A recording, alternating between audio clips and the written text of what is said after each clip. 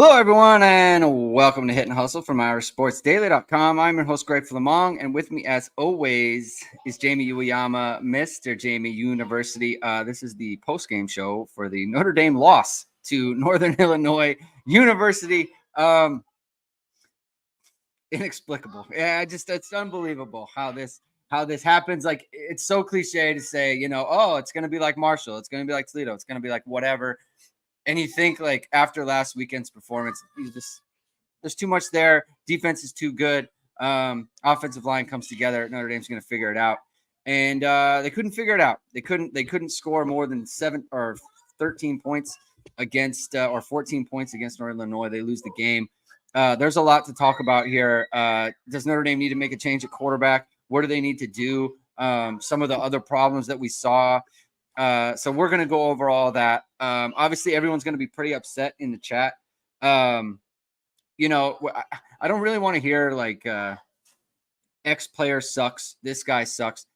Let's talk about the game and talk about the problems. Obviously, there were a lot of problems for individual players, but like that sort of thing just isn't going to do it for us on this show. So let's keep it civilized on that front. But as always, the show is brought to you by ESQ Clothing. The season has started. They finally restocked their bamboo dress shirts online. Seen all your favorite Notre Dame players and coaches, and it's made from proprietary fabric that's cooler and softer than cotton. It's the best shirt for any occasion. Go to esqclothing.com and use ISD15 to get 15% off your order. That's ISD15 to get 15% off. Jamie, I want to start with the decision on 2nd and 1 from midfield. They're up 14-13. Notre Dame runs kind of like a Mills concept with the slot. They run the slot on like a dig. They run the field on a post. In our group chat, it's one of the most shocking things I've ever seen in a Notre Dame game. Just from like, why are you calling that play? Situationally, for sure. Like, why are you calling that play? And second, so woefully short. I mean, you got to get that ball has to be over the top of everyone, and it's not there. Just a shocking mistake from Riley Leonard in that spot, and that's kind of what led to the loss. Jamie, where was your mind at when that play happened? I mean, I didn't love the call in the moment. Like, I just didn't think that they hadn't tried it all game. Yeah, I don't mind. Like, that is the down and distance. That is the area of the field where you take a shot. No doubt. But just how the game had played out and how Leonard had played. And also, too, like, he just has been his Achilles heel. Like, he doesn't throw the deep ball that well. That has been his thing.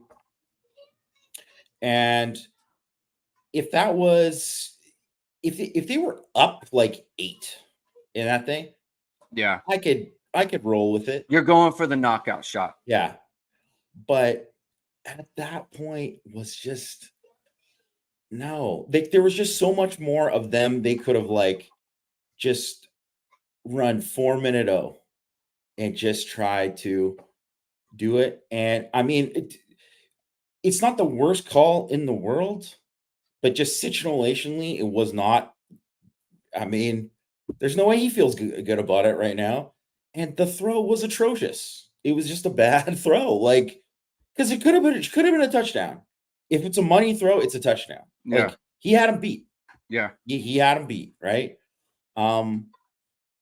So I don't know. Like, Leonard was bad. I don't even know. He was shockingly bad. Like, it was real not good. They weren't a serious offense today. Just straight up. Like, they couldn't. Everything they were doing was like, especially that play was so shocking to me because everything had been short.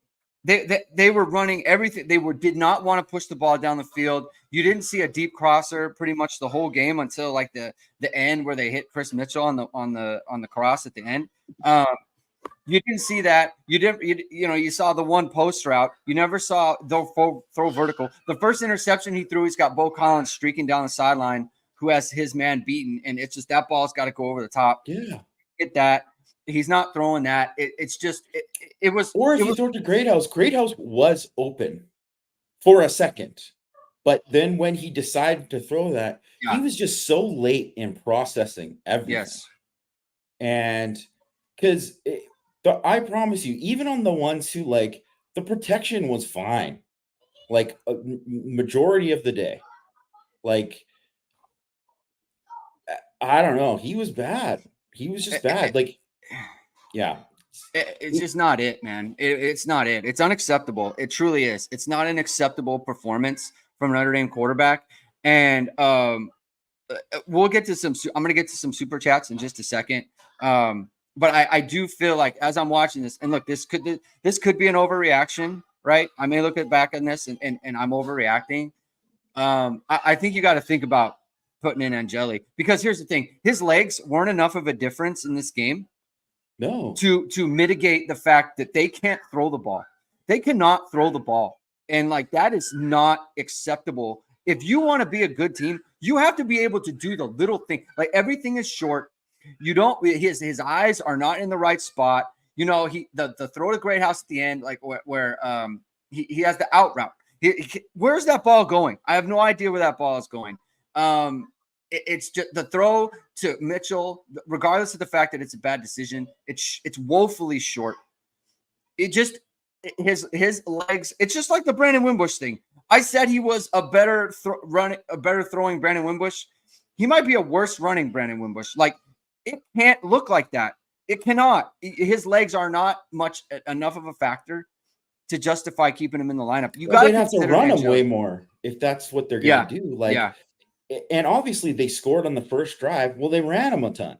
Yes, and so also too, and I mean, and this you got to kind of go on Denbrock too, because you got to read what your team is during the game too, like how things are going. Yeah. It obviously was not going to happen for Leonard throwing the ball today. And, maybe you could have gained some stuff later on as you're going. But, like, there was a time in, like, the second quarter when it was like, well, I guess if Riley's still playing in this game, we got to run him a bunch of times. And I know that that's just no one wants to run, and he was already getting beat up and whatever. But, like, I'm sorry. Like, that's the bet for him to stay in the game. That is what was needed. It was what was needed. So, I mean, that was a mistake. Like, if you look at like this was a horrific job by the offense in general, but it mostly stems from the quarterback. Really, like it really was. Like it just was. I don't really know any other way to say it, because if you think about it, like other than like Jeremiah Love, like that amazing touchdown or whatever, right? Like, what did Notre Dame do well after that first drive? Like nothing really. Like I knew this was a game too. Like you knew it. They did exactly what they were just like, hey, they're gonna play zone like 75% of the time. And you're going to have to just like run zone beaters, and you're going to have to be accurate and hit guys in the hole and whatever. And like, he just was off on so many of those. And like, there's a reason why Greathouse got so many targets in this game. And I know he dropped the one, should have had it, right? Should have had it. But I mean, basically all the other ones were like not on him. Like, and I can say that even like this is what signaled to me to not throw that deep ball. 2 plays before, that was a throw that like it should have been picked. The sideline throw to Collins. Sideline to Collins. Collins is a great catch.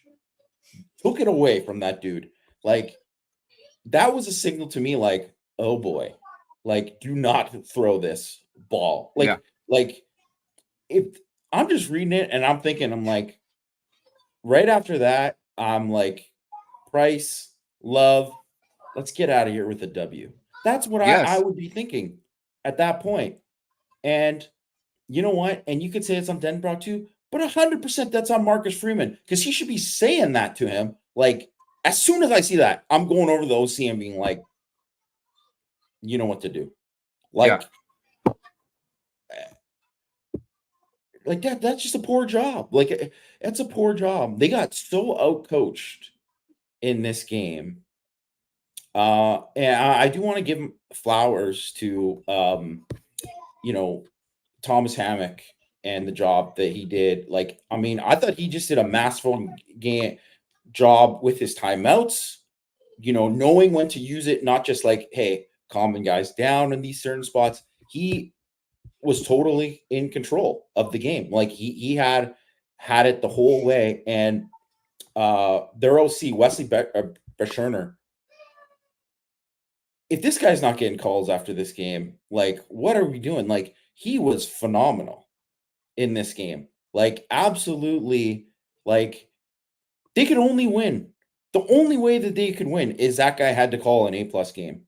And he did. He absolutely did. Yeah. I mean, you're right. I mean, they did do a good job. He did call a good game. I mean, also, like, the only way they could win is like Notre Dame just to completely implode on offense. I mean, yeah, like, look, it's good, right? Like they hit the explosive early, and that's like just a like I thought that was a bust by Watts. Like it looked like they were in 3. I don't know why he's on the other side of the hash, on the outside of the left hash, like to the boundary. Why is he not in the middle of the field? That was I thought he was just misaligned there. Whether it was there was a miscoverage or what it was, he has to be in the middle of the field there. Just looking at the rest of the defense, look at in the like middle of the fourth quarter, like I think 52% of their plays had come on 3 plays, or 52% of their yards had come on 3 plays. Yeah. So it was just that's how they got their points. Yeah, they were basically surviving on those, which, like, look, good job by you. You schemed it up and it hit. But I mean, that's what it is. You just need a Notre Dame to completely implode offensively, and that's what they got. We got to get to some super chats. Caleb Collins says, "This is what happens when you play a running back at quarterback, and our DC doesn't respect the run." I mean, like, look, NIU ran the ball like probably better, but they ran the ball better than you would want against like an elite defense. Which you think Notre Dame's is, but like they averaged 4.2 yards per carry. They averaged and one of those, one of us was an explosive. Like it's just not like look. There are some defensive problems in this game. I just feel like it's almost not even worth bringing up. There is so clearly one problem with Notre Dame's football team right now. Caleb Collins says hashtag why not Kenny, talking about Kenny Minchie there. I mean, I why not someone else is, I think, kind of where my mind is at. Greatest ever MD, thank you for the super chat. Guys, love you all, but the excuses for Freeman have to stop. This was NIU, 14 points. Marcus Freeman is the head coach. If you can't overrule Denbrock's play calls, then what are we doing? Jamie did make that point. Like, he does have to say, hey, we're not throwing the ball right now. Like, Jadarian Price has 4 carries in this game. He needs to get the ball. Like, we need to get the ball to our best players. Just hand it to him, right? Jeremiah Love, 11 carries in the game. Yeah. It's just, they're the 2 best offensive weapons you have right now, and they need to be emphasized a lot more. Tommy McGinley, thank you for the super chat. I don't know if you had a question with that. I try to have to find it because we have a lot of chats. I don't know if you had a question with this. It looks like maybe you did. So if you did, throw it up, and I'll get to the question. Stubborn Mick with the super chat. Thank you very much.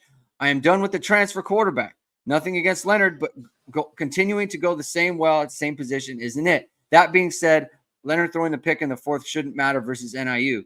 Well, the problem he was bad before, right? Like his play is the reason that it mattered in the 4th quarter.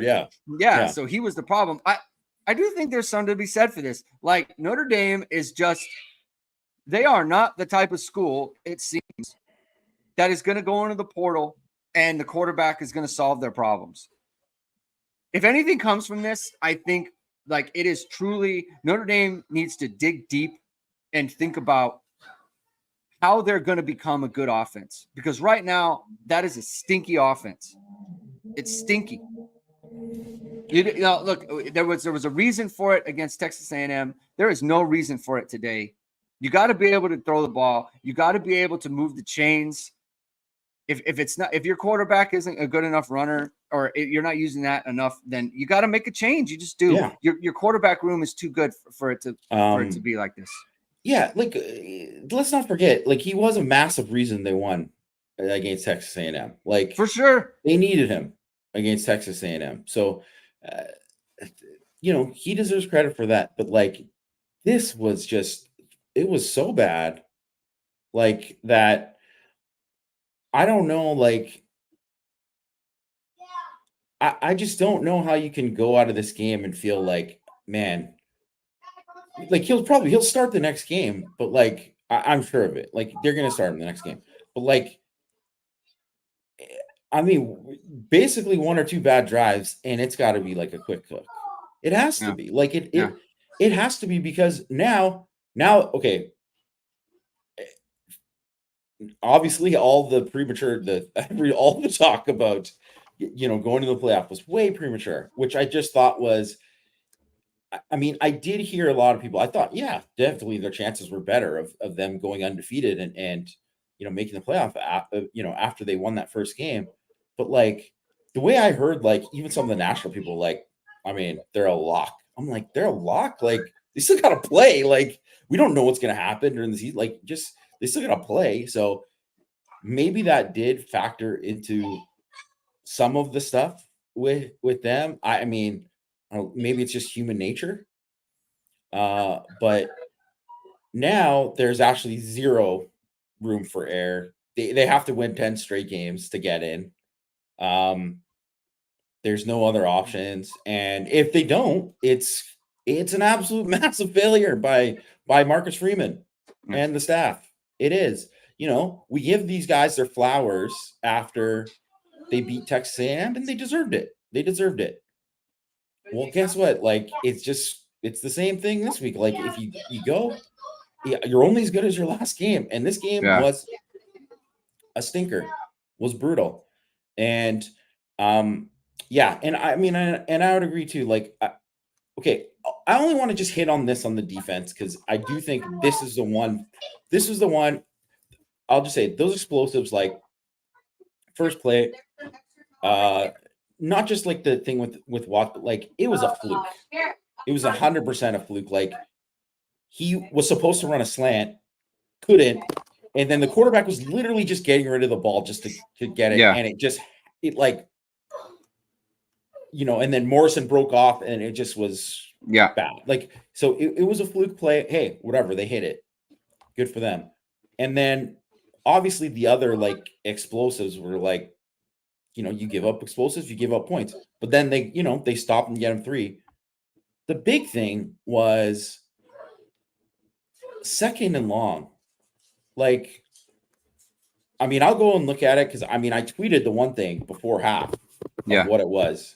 And it was like they basically got like they had probably 2nd and long was probably had to have been like 8 yards per carry on 2nd long, because you look how many times they stuffed them on first down. Yes. And then 2nd and long, they give up 8. You know, and this is where, to your point about the coaching, they must have had a read on Notre Dame about what Al Golden likes to do on 2nd and tendencies long, and stuff, and a tendency there, and they just said we can get them this way on 2nd and long. They must have, because it was too consistent for it to be, like you said, fluky. Like it was throughout the game. And okay, and I totally understand the numbers say 2nd and long is a pass down.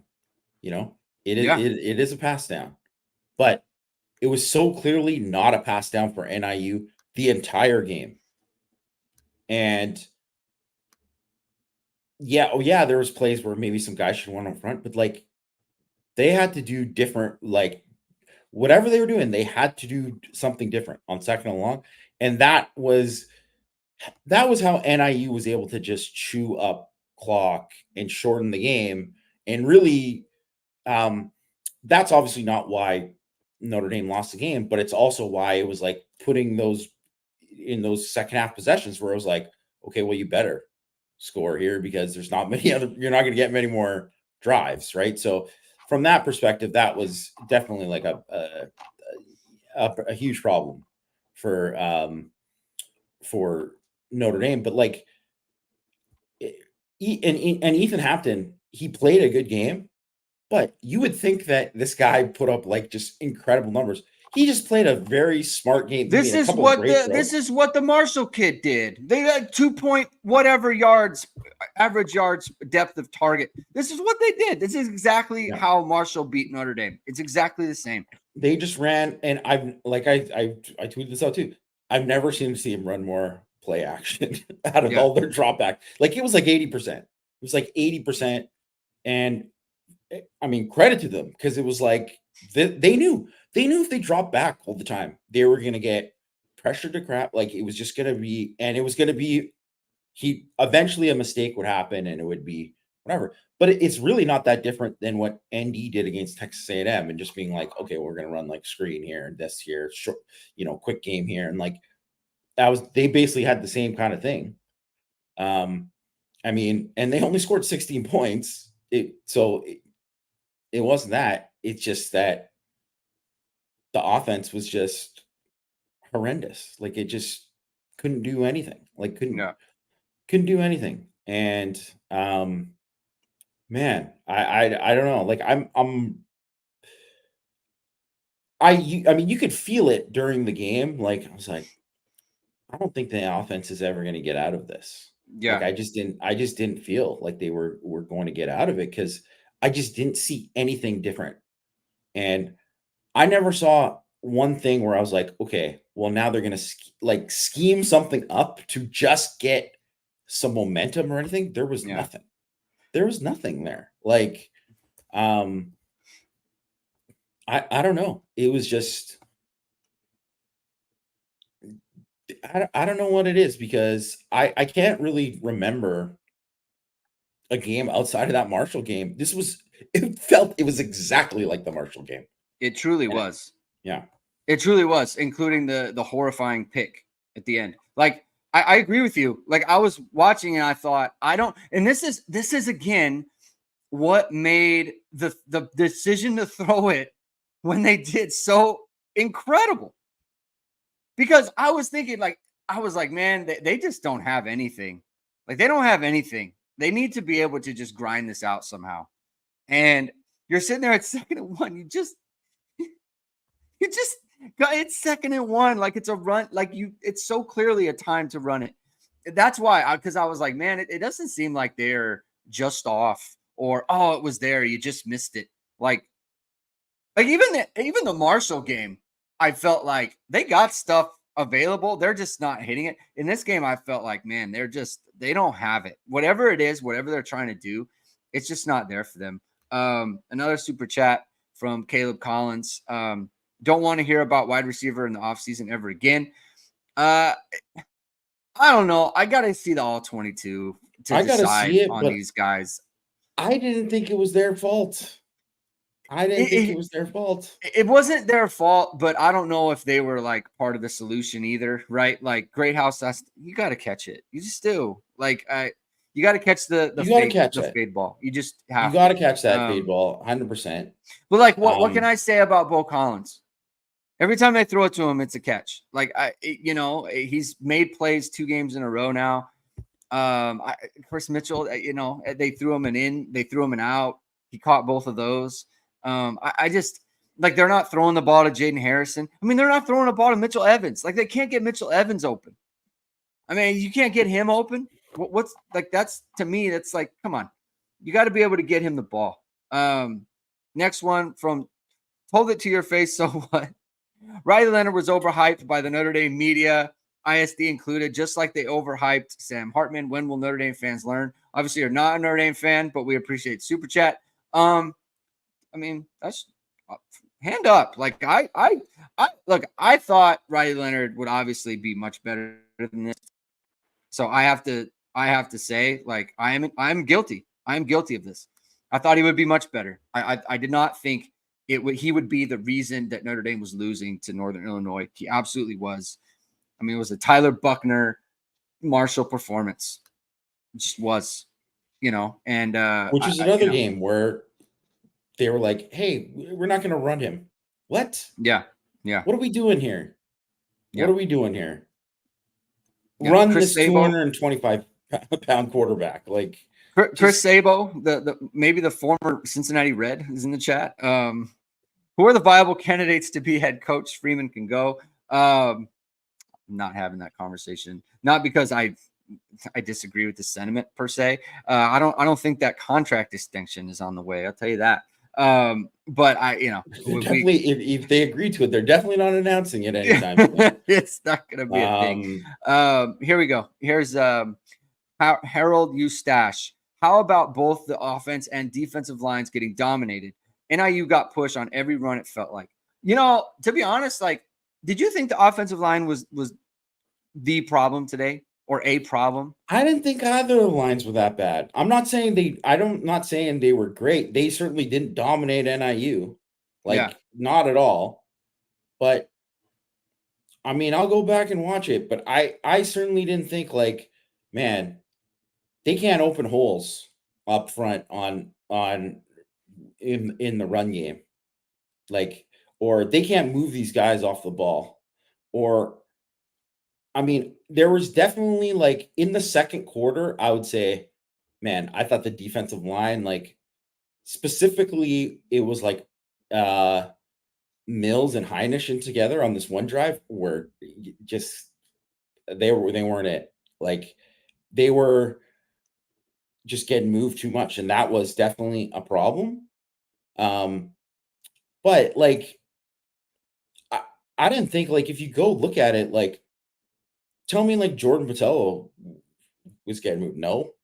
Boubacar, who's, like, not known for being a thing. He had a really good game against the run. He played well. Yeah. Like, Burnham played well against the run. I mean, I got to watch it back with RJ Oben, but, like, he's been a ghost out there. Like, you don't notice him at all. Mm-hmm. And I mean, I texted during the game. Has he played? That's where it is. Like, I texted during the game. Where has he played in the game? I don't know. And I actually thought, like, Anye had a couple huge plays in this game. As for a guy who kind of usually gets, crapped on by a lot of people, like, he made a couple huge plays. The one third down stuff was, like, massive. Also, he's getting hugged from the back, and there's no call. Yeah. Of course, just come on, like, get in there, refs. But I don't know. Like, I didn't think, like, they didn't. You want to see them definitely, like, beat the crap out of, like, NIU's O-line, but that to me wasn't that wasn't the big issue. And there was, like, also too, like, you could look at it where, like, last game, I mean, I just think it was, like, pieces of the defense on certain plays that you could look at where, like, man, this backer had a bad fit, or this guy just missed, this tackle. Yeah. He got beat to the edge. Like, he didn't make this play, right? Like, there's just a lot of that kind of stuff in this game. Like, but I mean, look at it. There was way more stuff from the defense that you're like, man, this was like, I mean, X Watts almost makes the freaking play of the century. Yeah. They're like, Jordan Clark came up huge on a couple of, third down plays. Like, if you're Jordan Clark, what do you say? Like, what did he do wrong? Like, he did literally, he had two opportunities to do something. He made both plays. Yeah. Jaden Osbury again played really, really well. Just great game. Yeah. Just really good football player. So, I mean, even on just, like, there was just, like, a thing, and not to say, like, Kaiser, I wouldn't say it was, like, his best game or anything like that, but, like, they ran that screen and they hit it, and I was like, oh no, like, I thought that was going to score. Yeah. And Kaiser literally, like, one hand, like, man grabbed the guy down, or else that's scoring. Like, that's, it was that big of a play because they caught Notre Dame in a pressure. So I don't know. Like I can nitpick the defense, and I will when I do the film review, but like I just look at it where there was just so much there where I'm like, man, the offense, and it was everything from like it's tough to get in a flow calling plays when you're not having a lot of success, and I get that part of it. But I'm like flabbergasted by like what they were unable to do on offense. Like they could have, to me, they could have just kept going and just like marched it down just methodically in a lot of times, but then Leonard would just miss like a layup or it was that kind of thing that was just like, wow. And now all of a sudden that puts them behind the thing. And I'm like, in those obvious passing situations, I just never felt good with Leonard. I almost thought too, that's what Notre Dame should have been running it on second and long most of the time. Yeah. I thought. Or third and long. Yeah. Like on it, the way that this was so much like the Marshall game with all the straight drops too. It's like I'm sitting there watching LNIU, like you said, just go play action all the time. And every Notre Dame pass is just straight drop. Like just we're passing, right? It's straight drop, and everyone's hooking up around like 7 to 8 yards. And it's what this isn't, he's not, and eventually he messes up. That's not his game, and it hasn't been his game. And so they went for it. Wellington Davies said, Elko told his coaches, run the damn ball. Where was Freeman in game? He's in over his head as a game manager. I don't need a speech after the game saying we've been here before. I need in-game management. So Marcus Freeman said in the press conference afterwards, we've been here before. So that's where that's coming from. Probably not a great quote to give when you just lost to NIU, and because everyone's remembering the Marshall loss and whatever it might be. Me now, probably like get used to it. Yeah, it's a little bit like that. Wellington Davies, thank you for the super chat.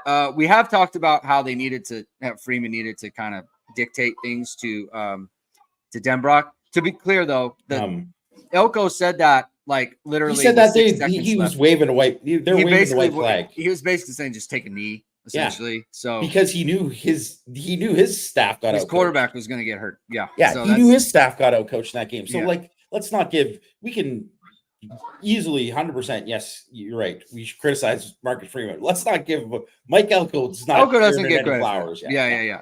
David Stevens, thank you for the super chat. Long-time listener, first-time caller. Thanks for the analysis, Jamie and Greg. Usually a podcast-only guy. Thank you for being here, David. Thanks, David. Listen, it's a tough day for everyone, and it's tough. But if you are enjoying what you hear and you want to hear more, please hit the like button. Please hit subscribe. We're going for 10K subscribers. We are on a march. We are on a march. Notre Dame football isn't right now, but we are. So please subscribe to this channel, hit the like button, and we'll press on here.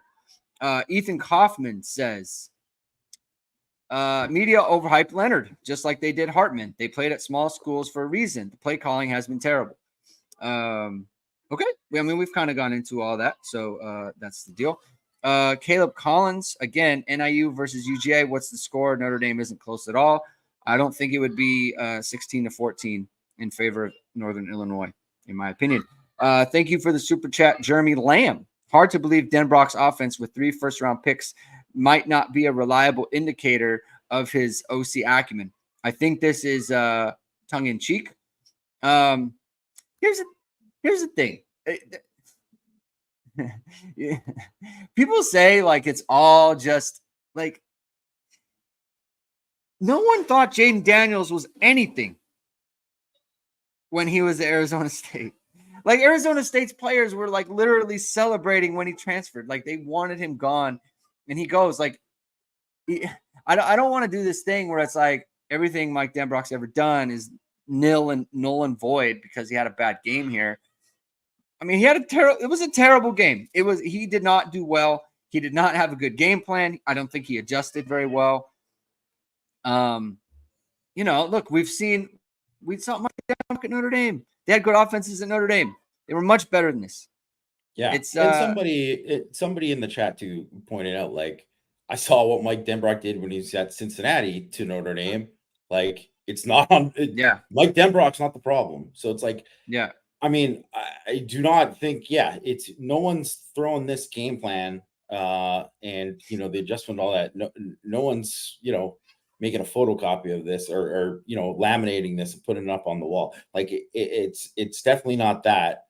But I mean, I don't know. I always think too, like it saying like, oh, you can't judge them. I think they had the number one offense in the country. Like it literally doesn't get any better. Like he did what you're supposed to do. So I mean, I don't know. Like the other thing is too is like I not to say that yeah, Bergeron, this guy, he's a good coordinator, but like he called plays with him last year too, and there are some games they stunk. Like so, it's just but you got to bring your A game every time when you're at Notre Dame, and that's just the thing. And also too, you're making a lot of money. And so it's not going to be a fun Tuesday for him. That's for sure. yeah. You just can't.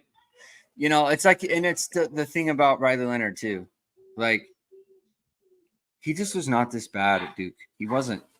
No. I mean, we watched almost every game that he has played. He was not this bad. That's the thing. Whether overhyped, sure. Like you watch that and you think, yeah, like we said the guy was good, was better than this, and he was.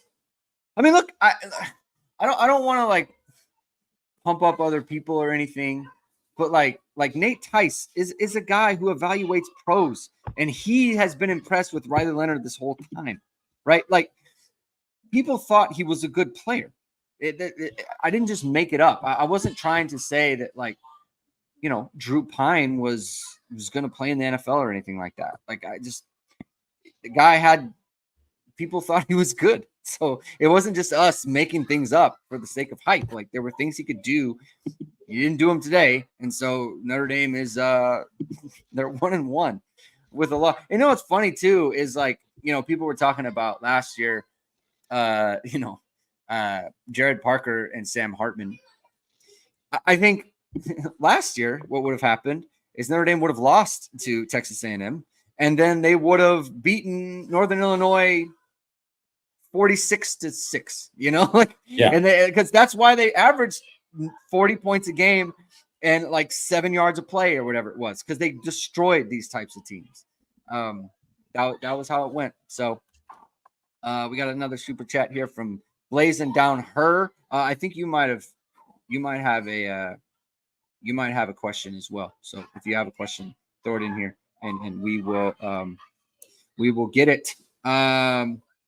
All right, Jamie, let's see here. Oh, hold on. Let me get this So I guess here's the thing. Here's kind of where I'm at. I think probably if I had to guess today, I would say Riley Leonard will start against Purdue. Probably. I would be shocked if he didn't. I would be shocked if he didn't too. What can they do that's different where you think, yeah, like if they do this, they will be a better football team? Because for me, it's just like you are hoping for improved play. That's it. We're going to do this. I think Notre Dame's going to do the same stuff, be better at the stuff we're doing. I think that's what Notre Dame's going to do. And to be honest, I don't really want to sit around and hope that happens. I don't. But like, what did you see throughout the game where you think, yeah, like they can do X, Y, Z, and be better? Or is it just simply play better? I mean, some of it's play better, but the one thing that makes it just, I mean, this is football, is like, well, you're going to play a completely different defense next week. Like, yeah. Purdue plays like more man coverage than literally anyone in the country.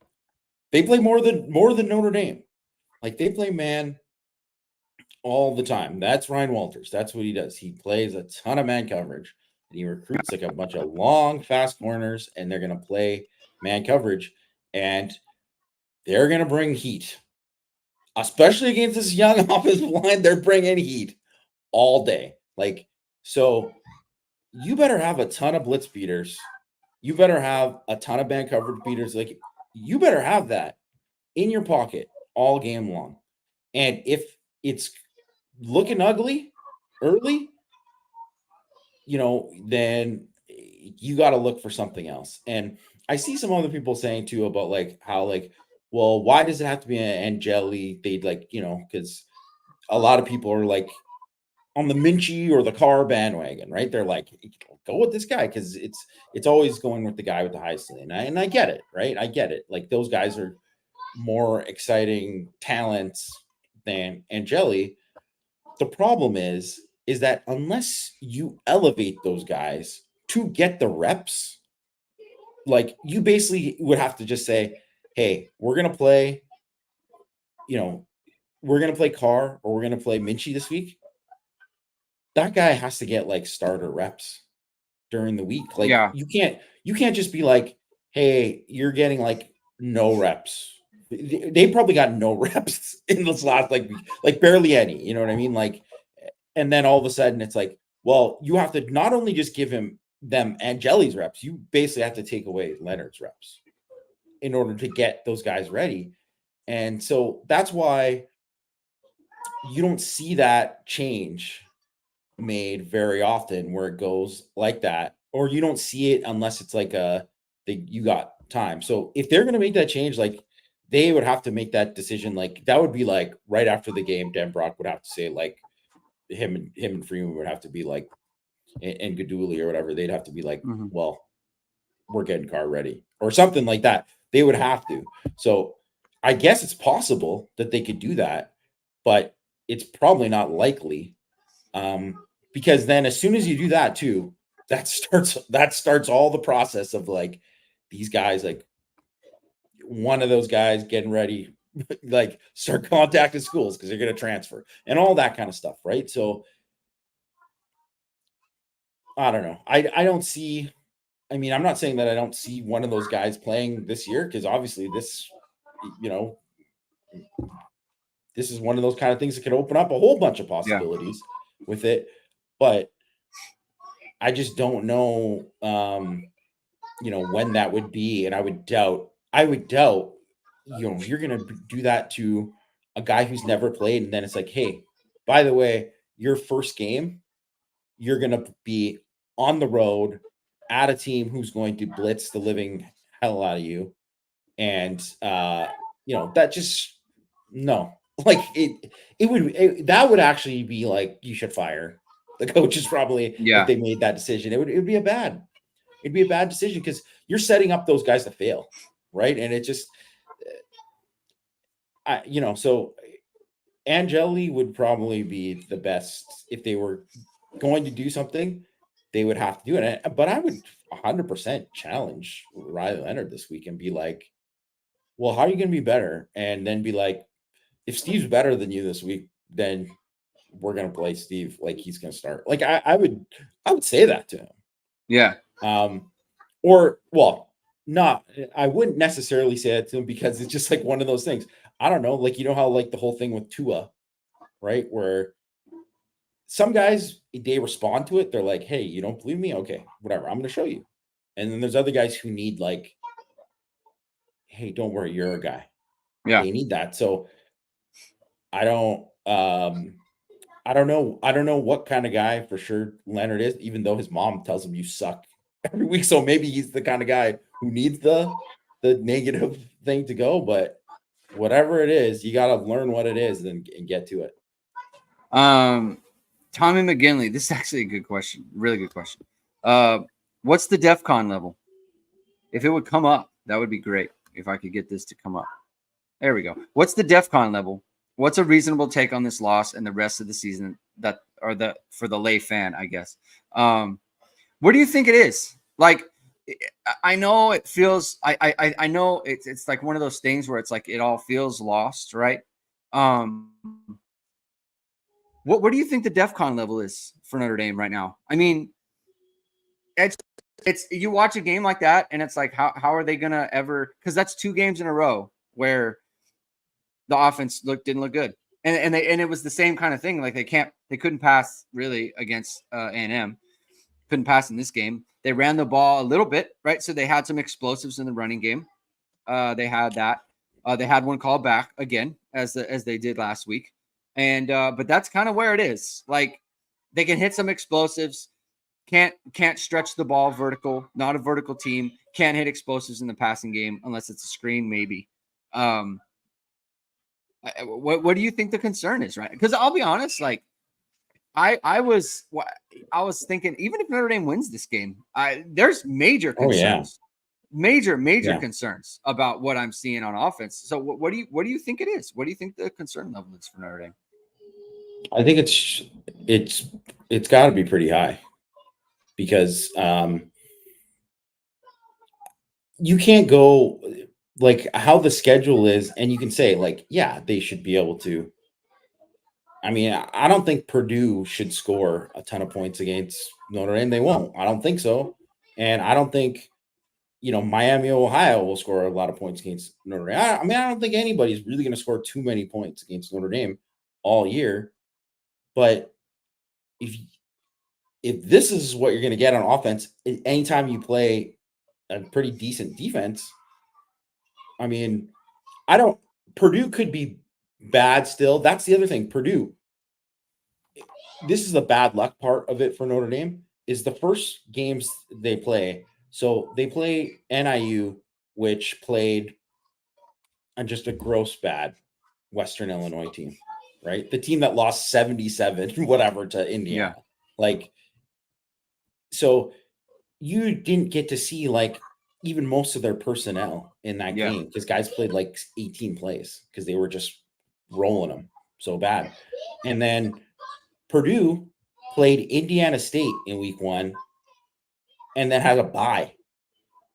So like, you don't really know them that much. Like, they're going to be different. So an unenviable task specifically for the coaches on defense to be like, we're preparing for this stuff, but we really haven't seen it that much, in the first 3 weeks of the season. That sucks.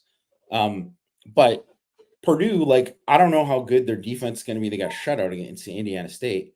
Their defense was bad last year, but Ryan Walters has had really good defenses at Illinois and at Missouri, and like great defense at Illinois, like top 5 defenses. And I think they're going to be better because they landed some guys in the portal that I think they're going to be, good enough. And then the fact, like, I mean, they're just going to be thinking it's right for the picking in this game. So they're going to come after Notre Dame. And then Miami, Ohio has the one thing they have is a good defense. Yeah. So, yeah, the matchups. And then you play Louisville, who also, by the way, has a good defense. So what can you do? Like, you better, like, there was all this talk about growing and whatever, and was like, this game showed no growth for Notre Dame's offense. So you hope that they can grow next week. But now it's like, I mean, the coaches better just do an ace of a job, or else it's going to be, really bad. And it doesn't matter how good your defense is. If your offense, you don't have confidence, you can put points on the board. So I think concern level should be pretty high right now. And it can all change in a week, right? It can all change, because if they go and they actually like, hey, they figure stuff out, because, you're going to learn things over the course of it. Like that 2022 year, like, that was a team that obviously, like, at that North Carolina game, hit their stride and changed and realized, hey, we can do this with a quarterback change. Yeah, with the quarterback change, but we realized we could do this, we can't do this, and whatever. So now, basically, like, Mike Denbrock and the staff, they have to make decisions like, this is what we can do right now. But this is what we need to do. And you can't win without explosives in the passing game. You just can't. It's just like, unless you're just running the ball, like, no, you actually can't against a good defense. No, you just can't. Yeah. So, I don't know. I don't like, it's going to be very, very tough unless they find a way to get explosive in the passing game. And that's the main thing. If like that would be like a thing if I'm watching practice this week and I'm like, oh my God, Riley Leonard just sailed that deep ball, or he underthrew that deep ball, whatever. Yes, DEFCON, whatever the highest level of DEFCON is like, yeah, I would be concerned.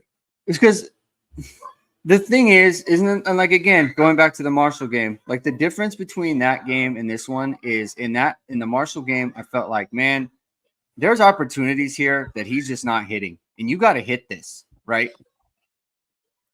And I mean, look, I don't know that I've ever been as low about a Notre Dame offense as I was like in the first quarter of that Cal game. That was real bad. That was real. Yeah. That was, I mean, yes, that was the absolute worst. It was definitely worse than this. Not that this is any good, but it can get figured out. But I just, man, it's because here's the thing, DEFCON.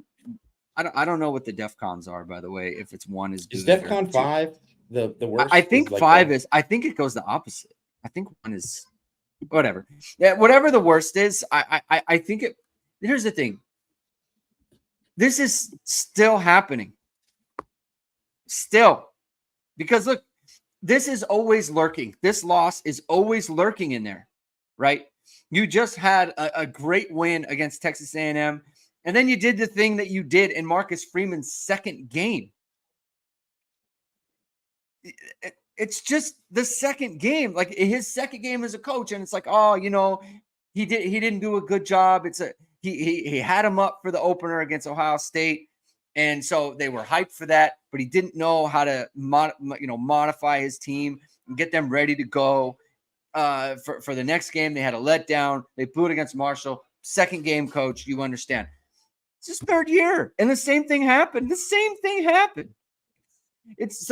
me, it's where it's like, sure, there's a lot of stuff with the offense and everything, and I don't know how that's going to get fixed. But it's also like, man, Notre Dame's been here before, man. We've seen this, and it happened again. And there's just kind of a big picture question about, man, where is this going? That's kind of where I'm at. Caleb Collins with another super chat. Thank you for your participation in this show. Tired of the wine and cheese people not creating a home field advantage. Listen,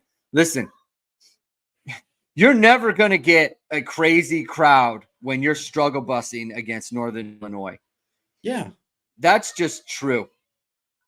That's just, no school is going to get Texas A&M, if they struggled with, first of all, I saw some pictures. There's no way they sold out Texas A&M. They had a lot of empty seats in the stadium. If they were struggle busing at Texas A&M or against McNeese State at Texas A&M today, that crowd would have been silent. You can't count on the crowd against Northern Illinois. You just can't. You have to control them. You have to make them excited because you're just. I can't blame the fans for being quiet against Northern Illinois. You just can't. It's not the fans. Well, with the way you start, like it's just right. There was no. I mean, you look at how many drives it took for them to like get going again on offense. Like, yeah, and it's funny because our friend Michael Bryan was on the Rakes Report with our buddy Chris Wilson, and he was talking about how there's like the wide range of fans who were at the Texas A&M game, and they were all talking. It's funny because there's like some people who know like every little detail about the team, and there's other people who are like, "Who's our new quarterback?" Like they just like don't know anything, right? And but and you can imagine if you go to a Notre Dame game, there's a ton of people who go to those games who just like don't understand, like they don't know who Riley Leonard is. So their first impression of Riley Leonard is coming to this game, and they're like, "Oh my god!" Like, just, I mean, it's atrocious, right? Like they're feeling terrible. They're feeling terrible. So why should those people get loud? Like, the team's got to play good enough to get the crowd into it, and it just couldn't. Like, I don't know. It didn't sound crazy loud when like Notre Dame got stopped, but Notre Dame got like some big stops on defense in the game, and For sure. but then they'd follow it up by like going 3 and out. So it was like, you're not building anything in terms of momentum with the fans. You had Jaden Osbury gets a stop on 4th and 2, 3 and out immediately, just off the field. Like, it just, you couldn't even get it for like it.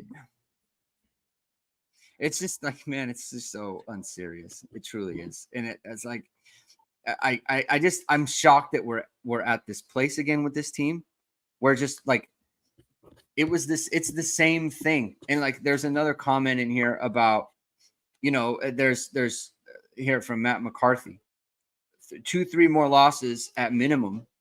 And let me bring it up. StreamYard's being really slow today. It's frustrating. You know what's scary? There are probably 2-3 more losses at minimum remaining on the schedule, and next year's team will be worse than this year's team with how many starters they'll lose.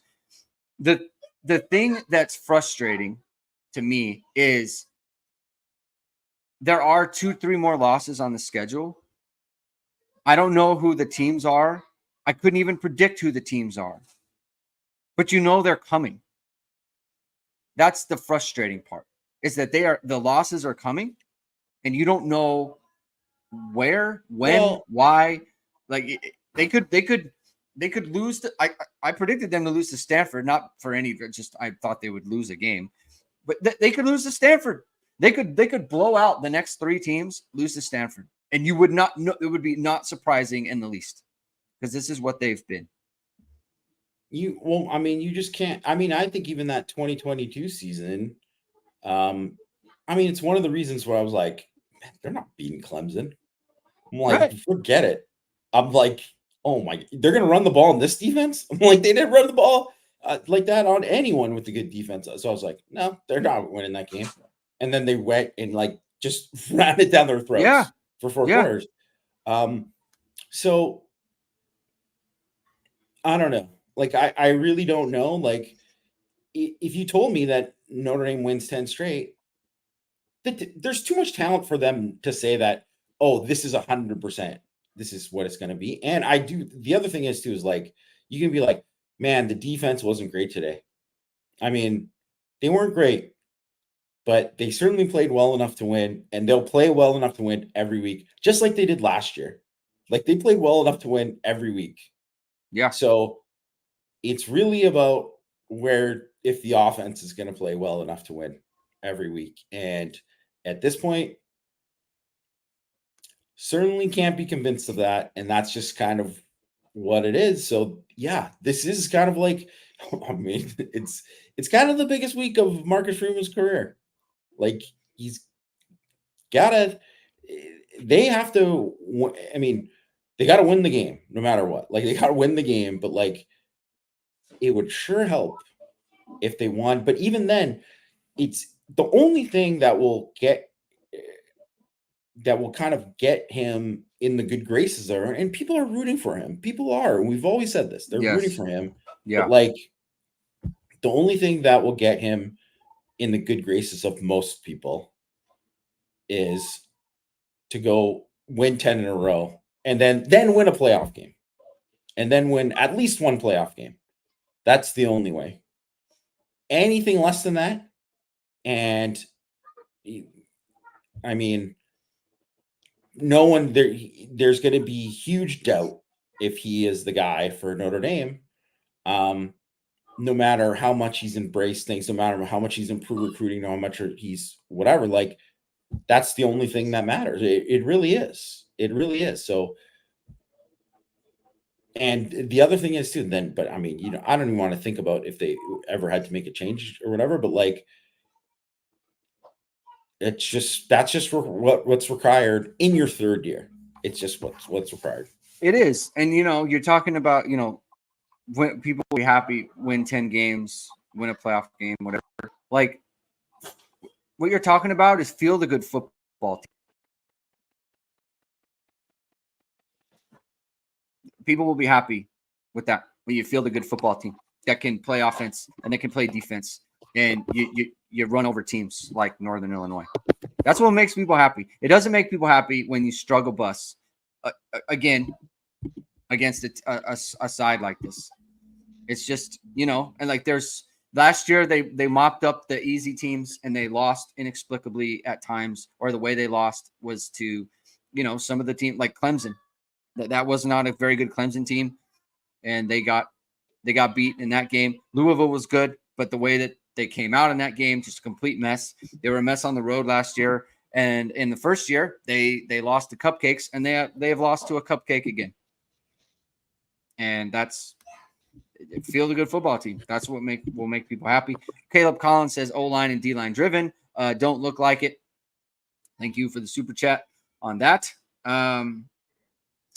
Let's see if there's a couple more comments. It's just kind of that's where I'm at here. Just with this game and just how I feel about it. Like, sorry, I didn't mean to put that up. Pick 6, Nebraska. What's the score there?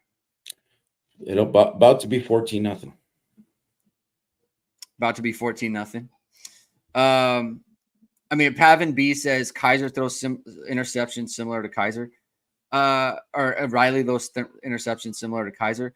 Like, the difference is that Kaiser was hitting bombs when he wasn't throwing those picks, and Kaiser was, just shoot. If he was Notre Dame's quarterback this year, it'd be different. He was a much better thrower. Much better.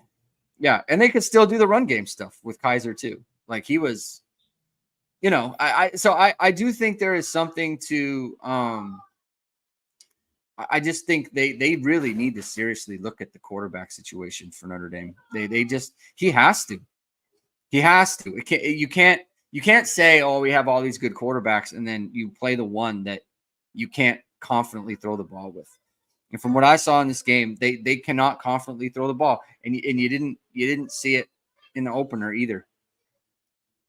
So, that's kind of where it's at for me. I got anything kind of closing from you, like big picture, before we get going here. Yeah, I just think it's a crucial week. It's a crucial week where you've got to make like big decisions on kind of like it goes beyond like saying like, oh, well, I challenged the team because for sure it goes way beyond that. It goes way beyond that. Hey, we got to do a better job of this. It's like you've got to go into that Purdue game with a plan to say, hey, this is how we're going to win this game against this type of team on the road with the guys we have. And then if those aren't the guys, then I mean, you got to be looking at other guys because there is enough talent on the offense for them to be much better. There just is. So that's the way it's got to be. Yeah. I don't even know. Come on, Jamie, just say it. What do you want me to say? I'm not sure what you're trying for me to say. I don't know. I think he wants something to do with Riley Leonard. Matt McCarthy says the admin should do more to help the program. I disagree 100% with this. 100%. The admin has done more than enough to aid Marcus Freeman in building the program the way it needs to be built. And no. Riley Leonard was an undergrad transfer. Bo Collins was an undergrad transfer. I 100% push back on this. I don't think this is true, and they've done enough. He needs to do better. It's unacceptable. It's an unacceptable situation for the resources that he has at Notre Dame. Well, maybe you missed it earlier, Jessica, when I said that Riley Leonard was atrocious in this game. Like, I think I don't think I pulled punches when talking about his level of play in this game, or that they could easily, replace him. I just said, like I said earlier, like I don't think they're going to bench him before the game. I think they're going to play him, and then you're gonna have to make a decision, like whether or not he can get it done. And if it's not getting it done, they got to have the next guy ready, and it would be Steve Angeli. Yeah. Isaac, I'll say Isaac K. What if Leonard comes out and throws for 250 and 2 touchdowns and Notre Dame wins by 30? Then great. You move forward. Then you move forward. Go back to the 2022 thing. Like, sure, Drew Pine went out against North Carolina and lit them on fire. And then they went and beat BYU, and everyone felt great. And then they went and lost at home to Stanford. The losses have been there consistently for one reason or another, and they need to stop. What happened today is just unacceptable. There's too many resources within your program to allow this to happen. Just full stop.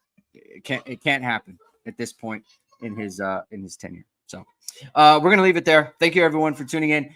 If you like what you heard, please hit the like button. Please hit subscribe. Please hit the notification bell so you know whatever it is. We are going live. I'll be back tomorrow morning with a morning after recap show. Look at some stats, look at some different things, get your comments and, things of that nature. So hopefully you join me for that.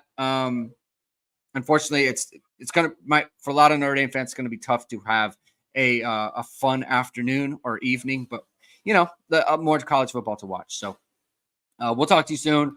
Hopefully I see you tomorrow morning. Keep hitting and hustling.